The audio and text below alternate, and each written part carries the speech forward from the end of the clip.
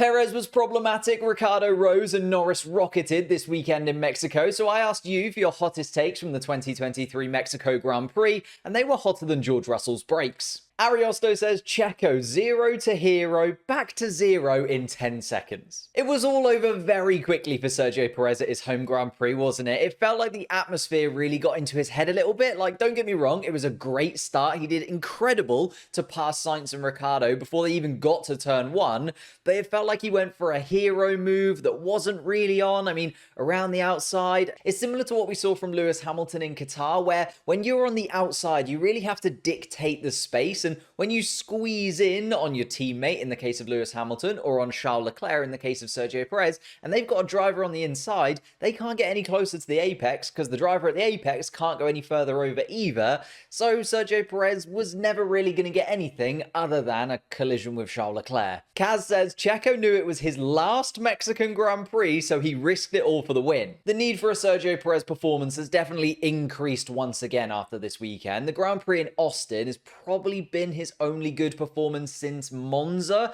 so you're looking at 5 Grand Prix and only 1 real solid point scoring position. That can't really be the case when we're throwing around accolades like most dominant season ever and best car Formula 1 has ever seen for that Red Bull. It does mean that holding on to second place in the Drivers' Championship is now a must for Sergio Perez. It's the only thing that I can see him really having that redeems this season for him. And if this is Sergio Perez's last Mexican Grand Prix, it's a really horrible way to bow out, but at the moment, he isn't doing anything that justifies him staying for another Mexican Grand Prix. Nathan says, if Danny Ric carries on this momentum into Brazil, Checo's Red Bull career is over. I mean, when it came to Daniel Ricciardo, you could see he just had a point to prove. Like, all the positivity around Liam Lawson getting points in that AlphaTauri, and then a poor return in Austin last time out, although I blame that on the strategy a little bit more than Daniel Ricciardo's actual performance. He came into this Grand Prix and said, you know what, there is the best AlphaTauri result that they've had all season. Is that good enough for you? And to be fair, it could have been even higher without the red flag. So if he comes into this AlphaTauri seat with 5 races left to go this season,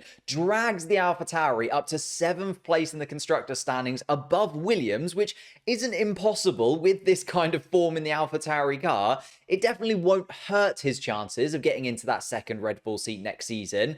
The only thing that may stop Red Bull from just jumping on Daniel Ricciardo 100% for next season off of the back of just this Mexico Grand Prix is the fact that relatively, Yuki Tsunoda was also pretty quick. Jacob even said Tsunoda would have finished ahead of Ricciardo if he had a clean weekend. And to be fair to Yuki, he was always on the back foot, obviously taking those engine penalties after qualifying, but the strategy and the pace really did put him in the mix for those point scoring positions. Come the red flag halfway through, he was in the top 10, he had a fresh set of hard compound tyres, which many of the other racers didn't, and he was absolutely lightning quick on those fresh tyres. The pace was there, he could have easily finished, 7th or 8th? I mean, the pass on Oscar Piastri looked inevitable. The AlphaTauri was so much quicker than the McLaren at that point in the race, and then Yuki Tsunoda just kind of turned in on Oscar, and I know that the steward said that both drivers were equally to blame for that incident, and nobody picked up a penalty, which Yuki Tsunoda was not very happy about, by the way, but if it's me, I kind of blame Yuki Tsunoda a little bit more, because again, he's on the outside, similar to what I said with Sergio Perez. But also, at the end of the day, if he'd just been a little bit more patient, that move would have come for him eventually. And we have to remember also that Yuki Tsunoda is now in his 3rd year of Formula 1, so we can't really use the rookie excuse for him anymore. Unnamed says Hamilton is going to catch and pass Perez in Vegas. The battle for second certainly seems to be back on once again. It felt like it was over because Lewis Hamilton taking himself out of Qatar with that hit on George Russell, disqualification from Austin. It kind of felt like Lewis Hamilton had left it a little bit too late. I mean, he had a 41-point gap with 4 races left to go. He needed an average of a 10-point swing per race, which in Formula 1 is huge, by the way. But Lewis Hamilton just managed a 19-point swing. If Hamilton hadn't been disqualified from Austin, he would now be 4 points off Sergio Perez. And I think it has to be said that Lewis Hamilton is absolutely on fire right now. Like, that final stint in Mexico was just vintage Lewis Hamilton. He was so quick, somehow able to extract pace and life from that set of tyres where he really shouldn't have been able to, getting the passes on the Ferraris done even when his teammate couldn't, and nabbing fastest lap at the end of the race on a completely dead set of medium tyres. I just feel like if Lewis Hamilton is in a competitive car next season, he has found that form once again where he is ready to battle at the top. Kaz says, despite a really poor season from George, he still manages to make the best out of what he's got. I don't know, George Russell had a pretty mixed weekend in my opinion. I feel like 6th place probably wasn't the worst result he could have had, especially considering he was battling for position on the final lap of the Grand Prix, but his pace just seemed to disappear, specifically in qualifying. Q1, Q2 looked pretty decent, then it got to Q3 and I wasn't expecting him to be starting from 8th place. And then in the race, obviously the big moment we saw was Lewis Hamilton passing Charles Leclerc, and then you could see George Russell just behind Carlos Sainz in the distance, and it was like, right, now George, it's your turn, you have to take your Ferrari.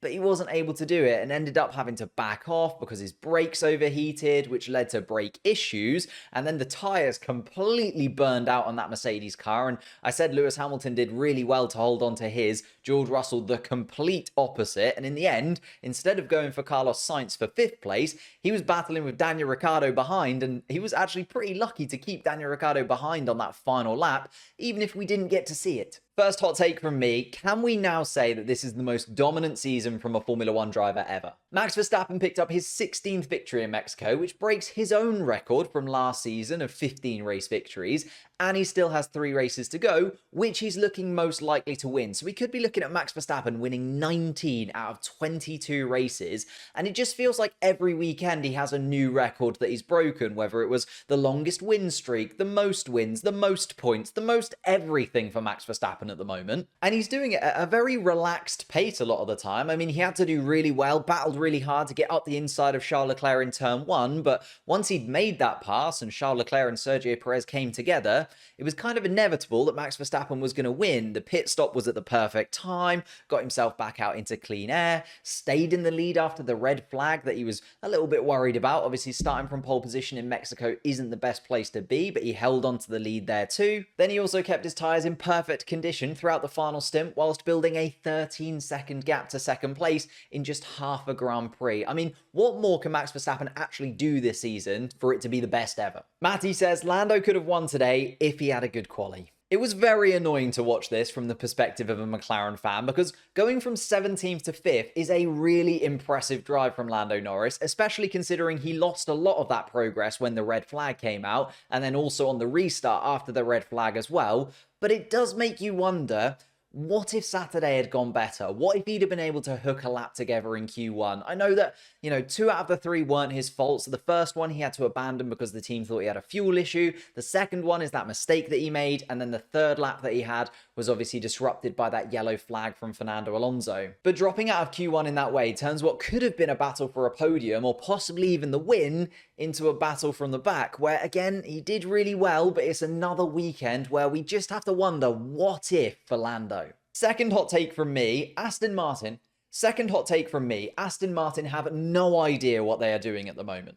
Reverting Lance Stroll's car to a previous aerodynamic specification whilst keeping Fernando Alonso with the latest developments, firstly, just shows that they're a little bit lost in the direction that they need to be going, but for Lance Stroll to also be quicker than Fernando Alonso is a damning indictment on what they've been able to do this season. I mean, Fernando Alonso looked so uncomfortable in that car, a really uncharacteristic spin in qualifying, and he said afterwards he just can't trust the car to do what he wants it to do at the moment, and considering he was on the podium constantly at the beginning of the season, that's just horrible for him to have to deal with. Which actually just shows that every single time the Aston Martin team have brought an upgrade to that car, it's really been a downgrade. And they're 5th in the championship right now, I know, because of those performances at the beginning of the season.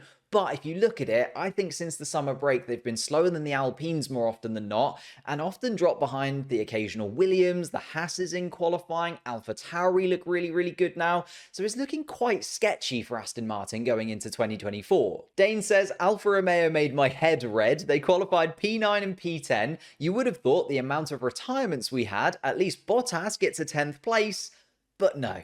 It was definitely disappointing for Alfa Romeo. They now drop behind Alfa Tauri in the constructor standings as well, thanks to the heroics from Daniel Ricciardo. I suppose it could have been worse had Yuki Tsunoda not thrown away his point-scoring opportunity for Alfa Tauri as well, but Joe looked fairly decent, ultimately fell behind Alex Albon and then ran out of fresh tyres come the restart, which kind of killed his race, and Bottas massively lost out because of the red flag, was going for that one-stop strategy, just pitted before the red flag. Although it didn't help that he also then hit Lance Stroll in the stadium section towards the end of the Grand Prix, got that 5-second penalty. So it was a weekend where I expected a lot more from AlphaTauri. In particular, Valtteri Bottas is usually really quick here, but not this time. Jamie says Haas will not earn another point this season. The upgrades have been too late. Everyone else has improved too much throughout the season. Yeah, Haas's biggest upgrade ever hasn't really delivered anything of note as of yet. I mean, there's been a few laps here and there that have looked pretty good, but nothing that's actually helped them in terms of the Constructors' standings, which they now sit bottom of. Nico Hülkenberg again had a good qualifying, but the descent out of the points felt familiar for him. It just feels like every time he qualifies well, he always ends up towards the back of the pack anyway, just because they can't turn that qualifying pace into race pace when the tyres just give up halfway through. Then Kevin Magnussen had his massive accident halfway through the Grand Prix, which is the last thing that the Haas team need right now, but there wasn't really much he could do about it. The left rear suspension just collapsed in on itself as he was tackling turn 8, leaving the team with a huge rebuild and a massive expense before Brazil next weekend. Thank you guys so much for watching. If you enjoyed this one, I also made this video here about Sergio Perez and his future with Red Bull, so click that link and I'll see you over there.